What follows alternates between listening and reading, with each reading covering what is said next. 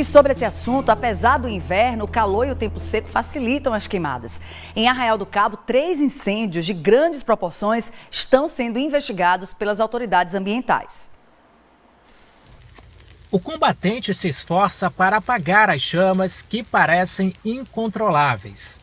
O fogo atingiu uma área de vegetação no município de Arraial do Cabo. Neste outro registro, as chamas consomem o mato seco em um ponto alto da cidade durante um dia de sol e ventos fortes.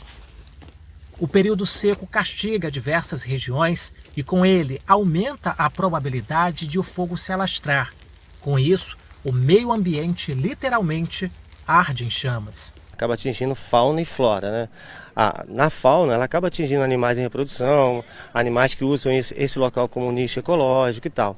E a flora, você acaba ocasionando naquele local uma mudança de vegetação e favorecendo, inclusive, às vezes a vegetação invasora, no caso o capim, o gramínea, né? Que é inclusive que ele pega fogo de uma forma mais fácil. Então você veja bem, troca a vegetação natural por uma outra vegetação exótica, e essa tem um poder de combustão muito mais alto que a nossa vegetação. Então isso é um dano muito grave, principalmente à fauna, né? Atenta aos riscos iminentes, a Defesa Civil Nacional alerta para os perigos que a baixa umidade relativa do ar pode causar à população. Além das causas naturais, muitas vezes essas queimadas são provocadas pela ação humana de maneira criminosa. Segundo a Guarda Ambiental de Arraial do Cabo, além da flora, a fauna também se transforma em cinzas. O nosso tipo de vegetação é uma vegetação rara e pobre de certa forma. Ele é uma vegetação próxima do mar, então todo o nicho ecológico nosso ele é de grande importância. Você vê que a área aqui em questão não é uma área tão grande, mas o número de animais já atingidos nessa área é grande. Então você imagina se a gente multiplicasse esse incêndio, se nós não tivéssemos chegado tão rápido, se a gente tivesse multiplicado por 10 ou 20, a quantidade de animais nativos, que depende inclusive desse nicho natural ecológico, teria sido atingida. Recentemente, 3 incêndios foram registrados no município cabista. Um total de 41 mil metros quadrados queimados. Situação bastante preocupante para as autoridades e para a população. O facilitador de tanto fogo é o tempo seco. Além do tempo seco, tem um índice de vento, né, bastante intenso, né? Isso favorece as queimadas, né? O risco aumenta, né? Os 3 incêndios seguidos, inclusive esta área que fica na trilha da Praia do Forno e que devastou cerca de 500 metros quadrados, estão sendo investigados pelas autoridades ambientais. Até o momento, não está descartada nenhuma hipótese, inclusive a de que o fogo tenha sido causado de forma criminosa. A região sudeste, ela não tem raio com tempo seco, certo? Então, para se iniciar qualquer tipo de incêndio natural, é difícil. Então, se ele acontece, é uma intervenção humana, por erro, por desmazelo, desconhecimento, tá? Ou por má intenção, tá? Boa parte destes, infelizmente, é por má intenção, tá certo? Uma área como essa, isolada de todos os lugares, aonde diversas pessoas passam, e o incêndio começa do nada.